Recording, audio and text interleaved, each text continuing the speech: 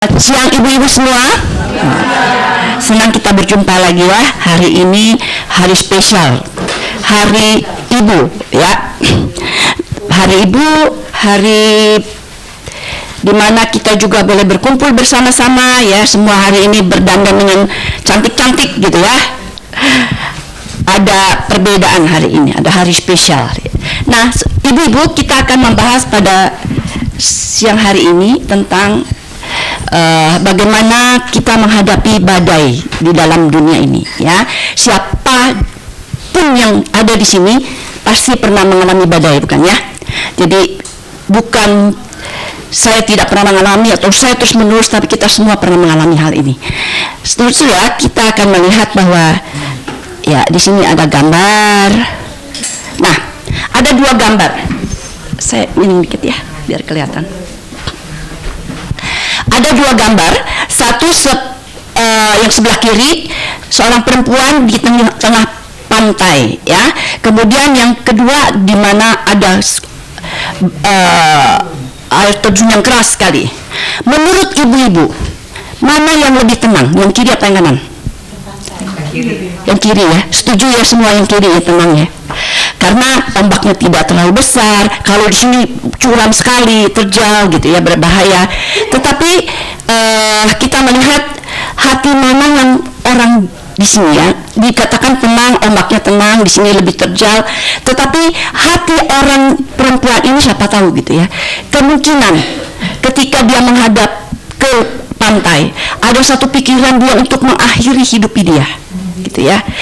Dan di sini kalau saudara-saudara perhatikan di sebelah sini ini ada burung. Aduh sorry ya, kepencet. Di sini ada burung ya. Di tengah air yang terjal ada satu lubang dan dia sedang bersiul-siul. Kalau kita melihat begitu, mana yang lebih tenang? Yang burung, yang kanan ya. Jadi kita melihat bahwa situasi di luar boleh aja seperti apa, bergemuruh seperti apa, tapi kalau hati kita sukacita, itulah membawa ketenangan ya. Kita bisa melihat sebelah kiri tenang, padahal hati dia sedang bergemuruh. Nah ini cuma satu gambaran lukisannya, dan saudara-saudara, lukisan yang kanan ini adalah lukisan yang memenangkan tema damai sejahtera. Orang lain menggambarkan damai, tenang, tapi dia gambarkan gambar seperti ini, dan dia yang menang. Kenapa? Karena ada satu burung yang bersiul-siul di tengah riuhnya ombak atau badai yang kencang gitu ya. Nah saudara-saudara, kita mengetahui bahwa sering kita mengenal dengan badai ya. Apa sih itu badai gitu kan? Apa sih yang dimaksud dengan badai? Kalau kita biasa mendengar badai, kalau kita di surat kabar atau di berita-berita gitu ya, di medsos kita dengar, wah ada badai gitu kayak. Selalu asosiasi kita adalah gempa bumi itu ya, entah itu tsunami atau suatu musibah yang besar tentunya. Dan di Amerika ada nama badai-badai, badai Rita, badai Katrina. Saya tergelitik juga, kenapa nama perempuan yang dipakai gitu ya di Amerika. Apakah perempuan membawa badai? Mungkin di Amerika, di sini enggak kan ya. Lalu saya pikir kenapa nama laki-laki gitu kan. Ternyata ada juga nama laki-laki. Ada nama badai Ian, ada nama badai Michael. Lah, kenapa nama badai yang sebenarnya menakutkan menggunakan nama-nama yang bagus sekali? Saya coba-coba cari, ternyata ketika ada badai mereka menyebut nama-nama yang menarik gitu ya, bukan menyebut nama yang menakutkan.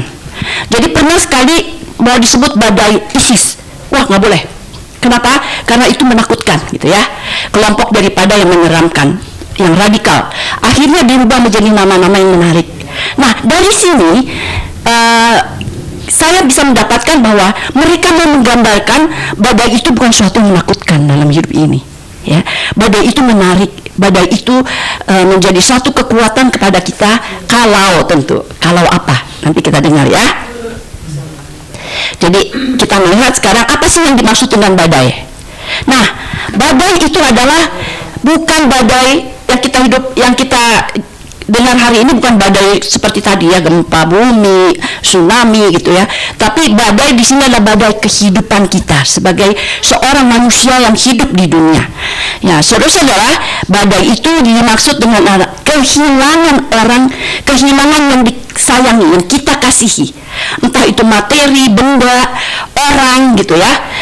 Ketika kita mengalami kehilangan, kita merasa itu suatu badai yang besar. Ketika kita kehilangan orang yang kita kasihi, ya, itu merupakan badai yang luar biasa buat hidup kita, gitu ya.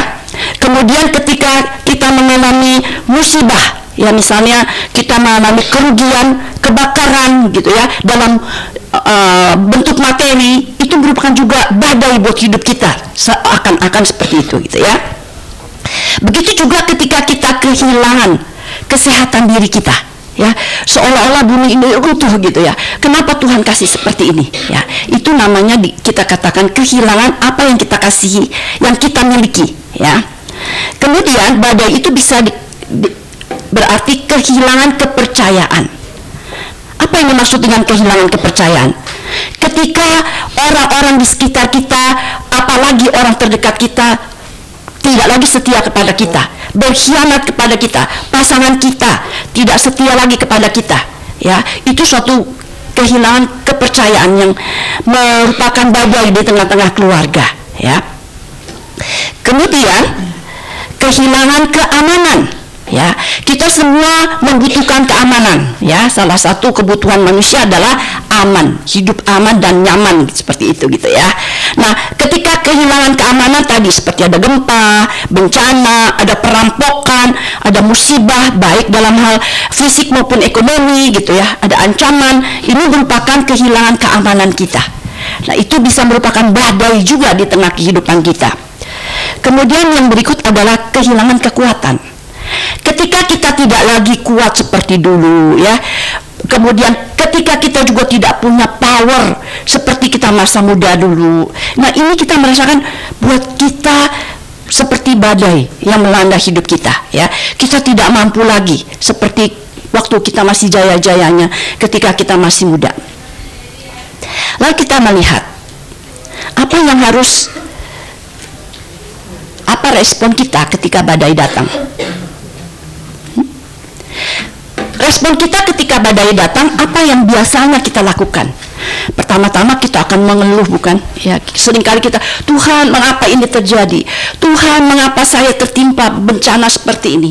Tuhan, kenapa saya sakit terus-menerus tidak sembuh-sembuh? Tuhan, kenapa diam saja? Saya sudah berdoa, Tuhan seolah-olah tidak mendengar doa saya. Kenapa ya Tuhan? Tuhan tidak alihkan saja, angkat semua beban saya, badai yang saya derita hari ini. Ya, saudara-saudara, seringkali respon kita seperti demikian kan? Kapan penderitaan ini akan berakhir ya Tuhan? Pertanyaan yang selalu muncul adalah mengapa?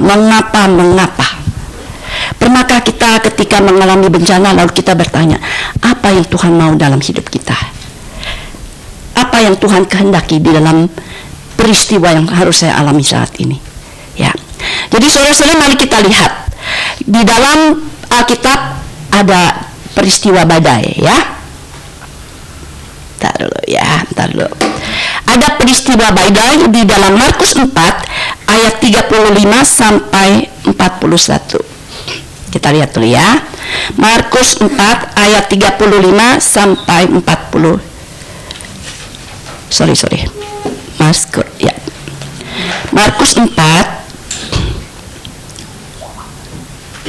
Markus 4 ayat 35 sampai 41. Saya bacakan untuk ibu-ibu dan bapak-bapak di sini ya. Markus 4 ayat 35 sampai 41. Pada hari itu, waktu hari sudah petang, Yesus berkata kepada mereka, "Marilah kita bertolak ke seberang." Mereka meninggalkan orang banyak itu, lalu bertolak dan membawa Yesus beserta dengan mereka ke dalam perahu di mana Yesus telah duduk, dan perahu-perahu lain juga menyertai dia. Lalu mengamuklah taufan dahsyat, dan ombak menyembur masuk ke dalam perahu, sehingga perahu itu mulai penuh dengan air.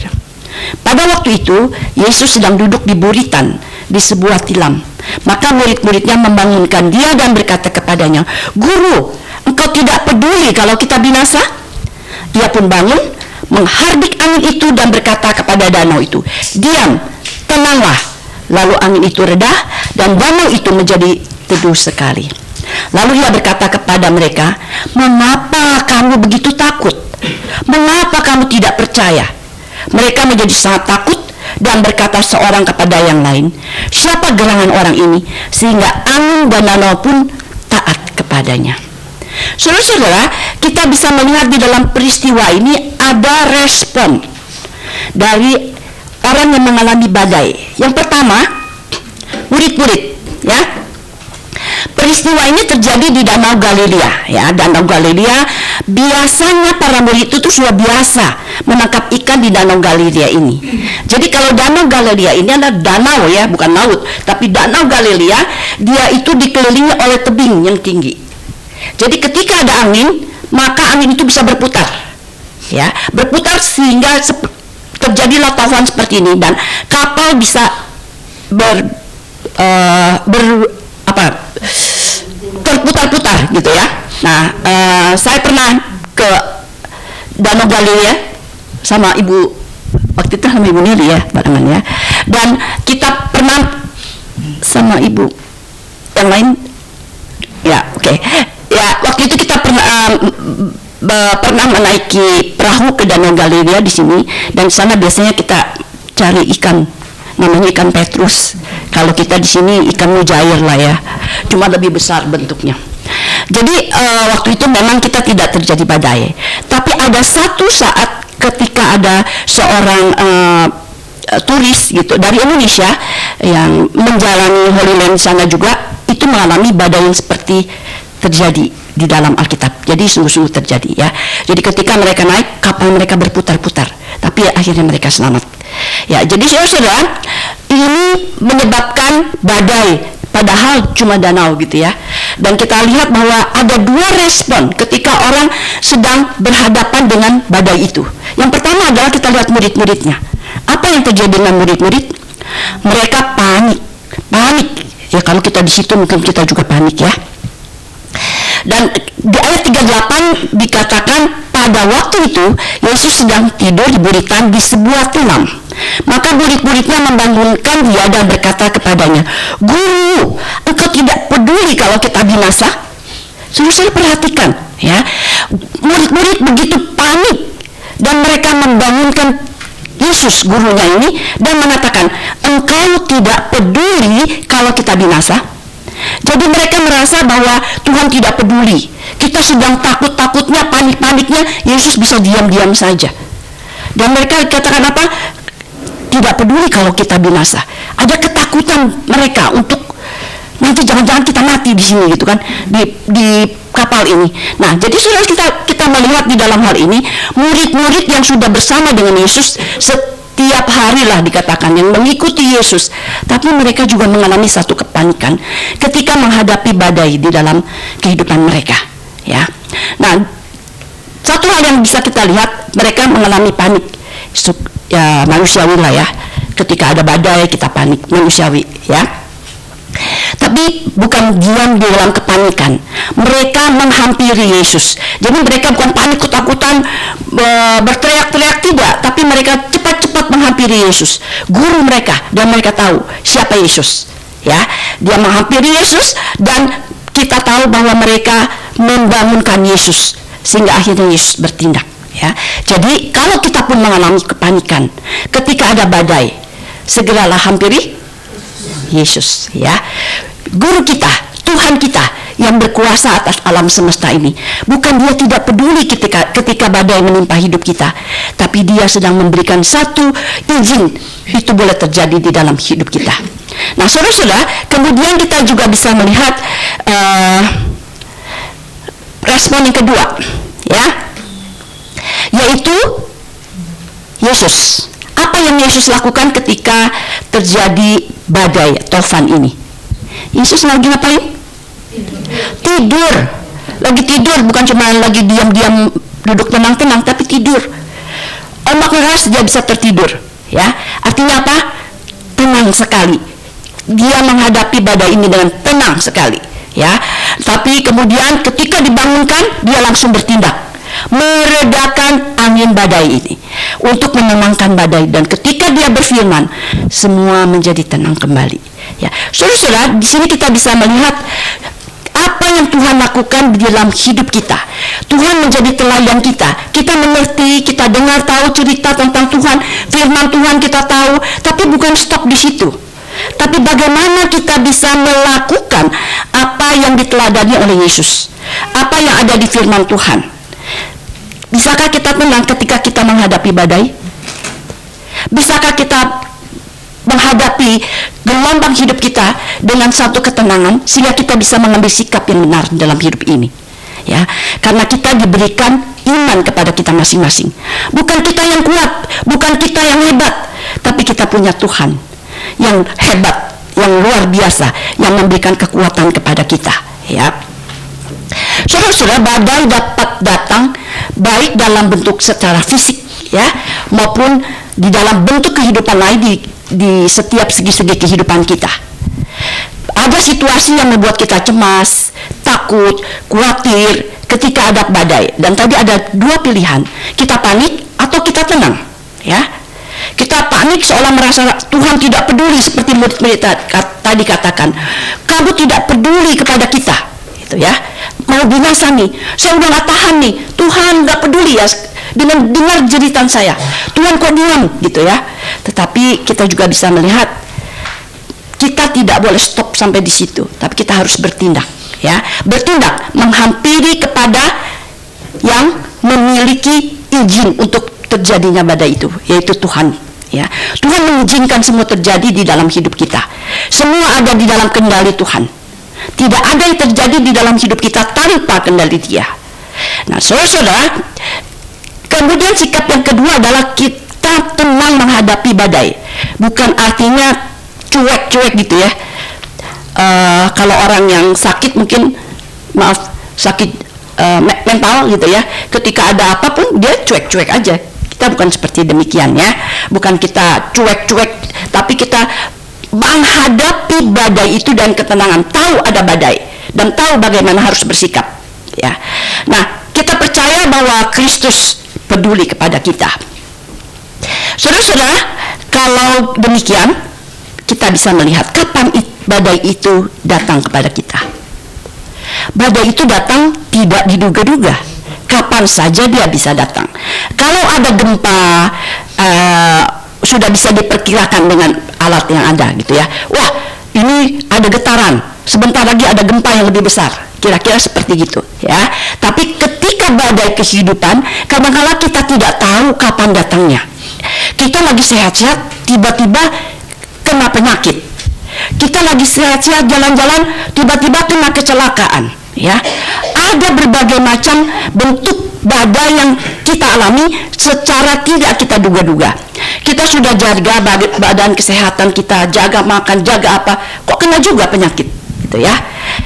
Kita sudah jaga baik-baik, kok bisa juga meninggal, gitu ya. Nah, kadangkala kita tahu bahwa badai itu bisa kapan saja datang di dalam kehidupan kita. Kemudian yang berikut, kapan badai datang?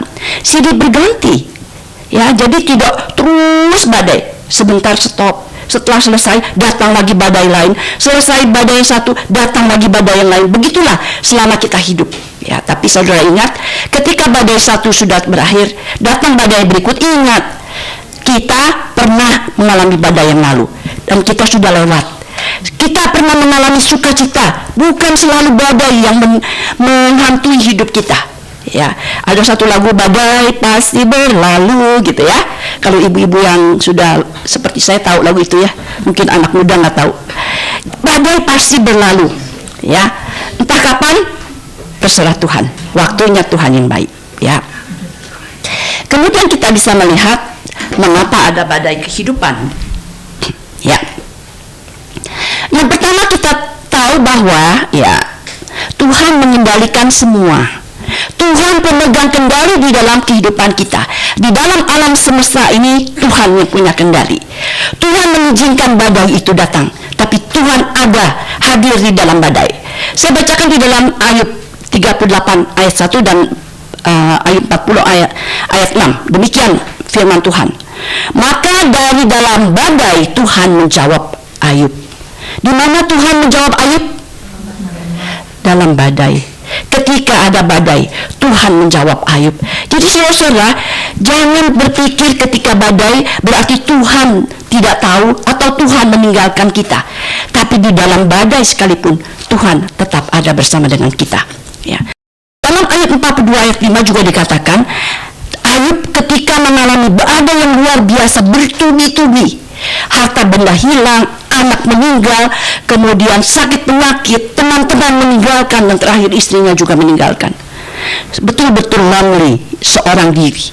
Tapi dia tidak merasakan Tuhan meninggalkan dia. Orang lain boleh meninggalkan dia, tapi Tuhan tidak pernah meninggalkan dia.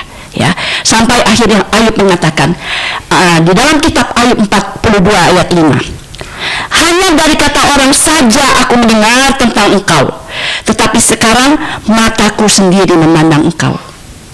Lewat badai yang dialami, akhirnya Ayub berjumpa dengan Tuhan. Ya, saudara-saudara mau berjumpa dengan Tuhan? Mau mengalami seperti Ayub? Jangan dong, saya bukan Ayub, gitu ya. Ya tentu beda-beda ya. Kita bukan Ayub dan Tuhan tahu kekuatan kita seperti apa. Setiap pencobaan yang datang tidak melampaui kekuatan kita masing-masing. Kemudian yang berikut kita tahu bahwa badai itu datang untuk pemurnian iman kita. Saudara kalau tahu emas gitu ya, emas barang yang berharga lah ya di dalam dunia ini. Emas itu untuk menjadi emas itu harus dimurnikan. Dia harus dibakar berapa derajat yang tinggi sampai dia menjadi emas gitu ya. Nah, begitu juga hidup kita. Ketika kita mau mengalami naik tingkat lah ya, anak sekolah mau lulus ke tingkat yang lebih tinggi, dia harus diuji, mengalami ujian. Begitu juga di dalam iman kita. Kita mau naik level, harus mengalami pemurnian iman kita. Tuhan tahu ya, wah ibu ini sudah kuat ya, jadi mengalami hal yang demikian. Tuhan tidak sembarangan kasih izin kepada kita mengalami badai ya. Jadi penderitaan atau bencana atau badai kehidupan kita merupakan bagian dari pemurnian iman kita. Supaya apa? Supaya kita makin taat kepada Tuhan. Melewati penderitaan kita makin mengerti apa yang Tuhan mau. Betul nggak saya bisa taat? Kalau senang-senang mudah, oh puji Tuhan ya. Tapi begitu ada kesulitan, ada kesusahan, betul nggak kita tetap setia kepada Tuhan? Ya. Jadi biarlah di dalam suka maupun duka kita boleh tetap taat kepada Dia. Karena di dalam Roma 8 ayat 28 dikatakan, kita tahu sekarang bahwa Allah turut bekerja dalam segala sesuatu untuk mendatangkan kebaikan, bukan untuk mendatangkan kecelakaan bagi kita. Kebaikan bagi mereka yang mengasihi Dia, yaitu bagi mereka yang terpanggil sesuai dengan rencana Allah. Jadi saudara-saudara, ketika badai datang itu untuk memurnikan hidup kita, untuk mendatangkan kebaikan buat kita, agar kita tetap taat, jangan melenceng ke kiri ke kanan ya, tetap jalan di jalan Tuhan. Karena kita tahu dalam setiap peristiwa hidup kita ada tujuan, bukan cuma main-main Tuhan kasih izin, tapi ada tujuan Tuhan di dalam hidup kita. Temukanlah itu, temukanlah rencana Tuhan di dalam setiap peristiwa kehidupan kita. Kemudian kita lihat yang ketiga adalah untuk mengalahkan iblis. Lah, kok mengalahkan iblis? Waktu Ayub mengalami pencobaan-pencobaan ya, iblis minta izin dulu sama Tuhan gitu ya. Iblis pikir dia menang ya, dia goda si Ayub segala macam, tapi terakhir kita bisa melihat Ayub menang karena dia bersama Tuhan. Tuhan kita lebih besar, Tuhan kita lebih kuasa daripada iblis. Jadi di dalam pencobaan yang kita alami, kita juga bisa memperlihatkan bahwa Tuhan kita punya kuasa lebih dari segala kuasa-kuasa yang ada di dunia ini. Jadi saudara-saudara, kita tahu bahwa tidak semua happy ending gitu ya. Kalau Ayub happy ending banget, begitu dia mengenal, mengatakan saya bertemu muka dengan Tuhan, lalu dia diperbaharui hidupnya, berlipat ganda dari apa yang dia miliki sebelumnya. Apakah kita semua seperti demikian? Belum tentu, ya. Tergantung Tuhan mau apa. Jadi dalam hal ini, mau happy ending kah di dunia ini atau tidak, yang penting ketika kita mengakhiri hidup di dunia ini, kita bersama dengan Tuhan, ya. Jadi bukan di dunia ini, tapi kita bisa bersama-sama happy di dalam kekekalan. Kemudian yang terakhir, kita tahu bahwa badai kehidupan ini untuk kemuliaan Tuhan, ya. Artinya apa? Ketika kita mengalami pencobaan, ketika kita mengalami satu permasalahan di dalam hidup ini, kita tentu mengoreksi. Adakah salahnya di dalam hidup kita? Kalau ada salah kita perbaiki. Tetapi ketika kita sudah hidup benar dan kita harus mengalami pencobaan seperti demikian, maka kita harus tetap taat kepada Tuhan sehingga orang bisa melihat, wah, kok kamu bisa ya tetap setia sama Tuhan ya, seperti Ayub, kok tetap setia ya sama Tuhan. Teman-temannya sudah mengatakan, sampai istrinya pun mengatakan, hujatlah Tuhanmu, gitu ya, tapi dia tetap tidak mau. Kita bisa melihat bahwa di dalam penderitaan orang pun bisa melihat kita anak yang setia kepada Tuhan atau tidak. Ketika kita tetap setia, orang bisa melihat, wah, hebat ya, dari mana dia bisa kuat seperti ini. Nah, kita bisa mengatakan, kekuatan kita bukan karena saya kuat, bukan saya hebat, tetapi karena Tuhan yang memberikan kita kekuatan, ya. Jadi saudara-saudara, kita bisa melihat sekarang bagaimana kita menghadapi badai, ya. Bisakah kita hidup tenang di tengah badai? Kalau Tuhan bilang tenanglah kau, berarti kita bisa melakukan tenang, ya. Kita bisa hidup tenang ketika badai, karena Tuhan tidak pernah berdusta tentunya. Kita tahu bagaimana cara kita hidup bisa tenang ketika menghadapi badai kehidupan kita. Yang pertama adalah kita tidak fokus kepada masalah yang kita alami. Maksudnya apa? Kita tahu kita menghadapi masalah, tapi jangan sampai masalah ini terus menjadi fokus kita di dalam kehidupan kita, sehingga kita lupa segala-galanya. Kita lupa kebaikan Tuhan, kita lupa kasih orang lain kepada kita. Kita hanya terfokus kepada masalah. Ketika masalah menghampiri kita, ingat, pernahkah kita mengalami sukacita dalam hidup ini? Adakah pernah kita merasakan kasih Tuhan dalam hidup ini? Ya, jadi tidak selalu kita harus melihat bahwa hidup kita ini penuh dengan masalah. Betul, saat ini kita punya masalah. Tapi pernahkah kita mengalami kesukacitaan dalam hidup ini? Pernah nggak, saudara-saudara, ibu-ibu? Apa cuma masalah terus dalam hidup? Enggak kan, ya. Jadi kita juga belajar, jangan fokus kepada masalah, tapi bagaimana kita bisa menghadapi masalah yang kita hadapi saat ini, supaya saya bisa memuliakan Tuhan, supaya saya tetap hidup taat kepada Tuhan. Yang kemudian yang kedua adalah kita tetap berharap kepada Tuhan, bukan kepada manusia. Ketika kita sakit, kita tentu harus berobat yang terbaik, kita usahakan yang terbaik. Tapi kalau Tuhan bilang sudah cukup, ya, kita tidak akan bisa berharap lagi kepada manusia. Dan juga dalam setiap peristiwa, ya, kita tahu bahwa Tuhan adalah yang punya kendali dalam hidup ini. Jadi kita tidak perlu cari orang-orang yang hebat, yang punya kekuasaan, yang punya kekuatan, yang punya materi yang luar biasa. Tapi kita tahu semua ada di dalam kendali Tuhan. Datanglah kepada Tuhan yang punya kendali. Tuhan punya kuasa untuk melakukan segala perkara. Datanglah kepada Dia yang punya kuasa. Ya, jadi saudara-saudara, kita bisa melihat bahwa berharaplah kepada Tuhan, bukan kepada manusia. Manusia bisa mengecewakan, tapi Tuhan tidak pernah mengecewakan kita. Hanya kadang kala kita tidak mengerti apa yang Tuhan mau di dalam hidup ini, ya. Kemudian yang ketiga, pengharapan bukan hanya di dunia ini, tapi juga di kekalan.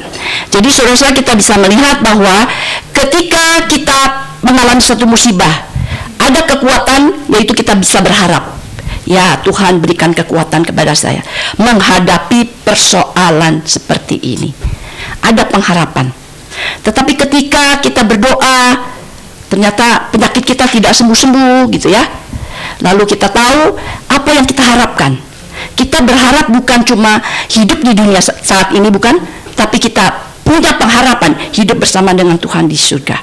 Kalaupun kita tidak menikmati pemulihan di dalam dunia ini, kita punya harapan, kita punya kepastian bahwa kita akan menikmati kehidupan yang indah bersama dengan Tuhan di surga. Ya. Kemudian yang terakhir adalah support system. Ya, kita perlu lingkungan yang menguatkan di sini. Ya, entah itu keluarga, entah itu sanak saudara kita semua, teman-teman kita, teman pelayanan kita, siapapun dia, tentu kita perlu support ya, yang bisa menguatkan kita. Ketika kita menghadapi masalah, kita bisa sharing kepada orang, tapi tentu kepada orang yang tepat.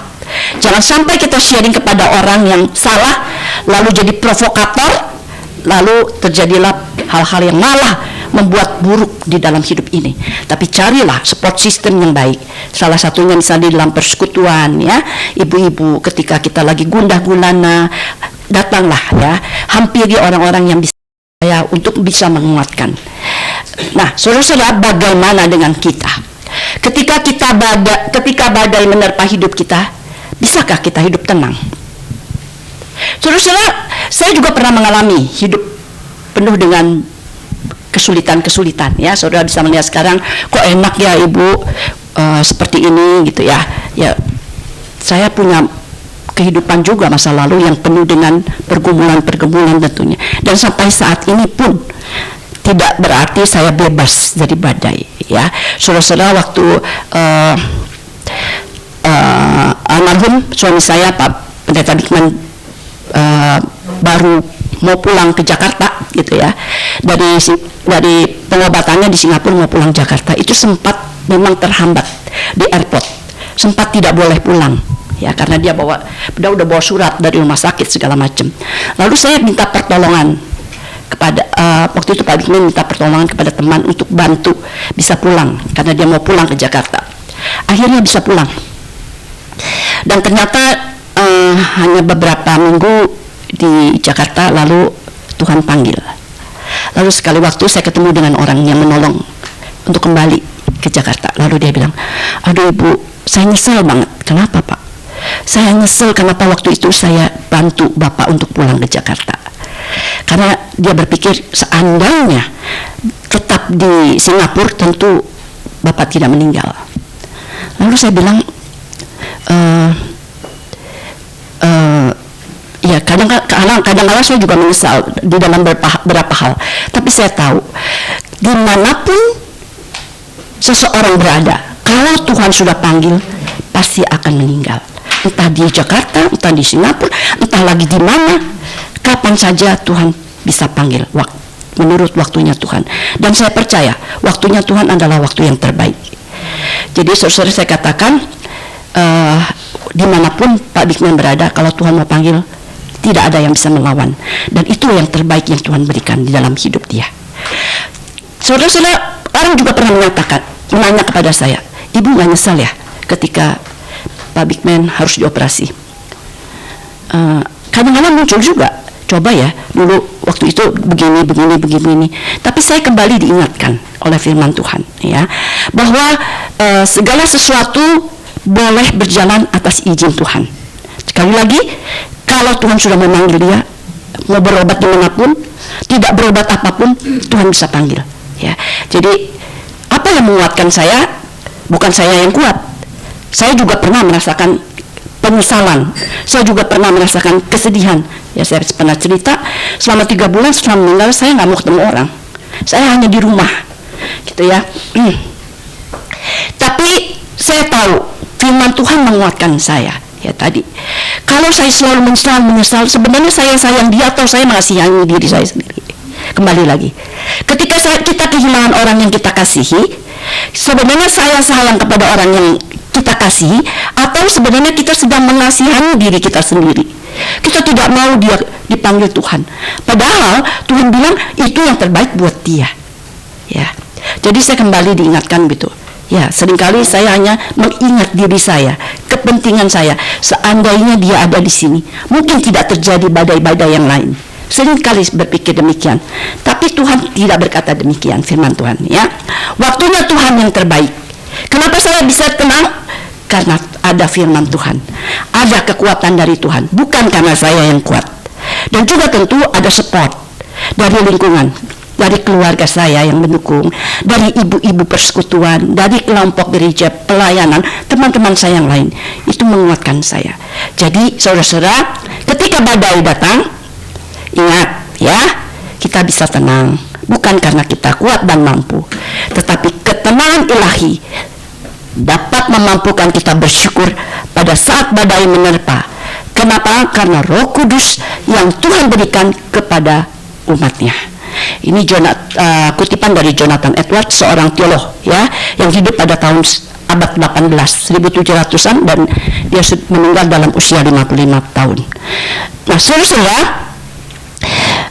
kita siapapun di sini pasti akan tetap mengalami badai di dalam kehidupan kita. Entah itu keluarga, entah itu ekonomi, entah itu pelayanan, entah itu apapun badai yang kita alami.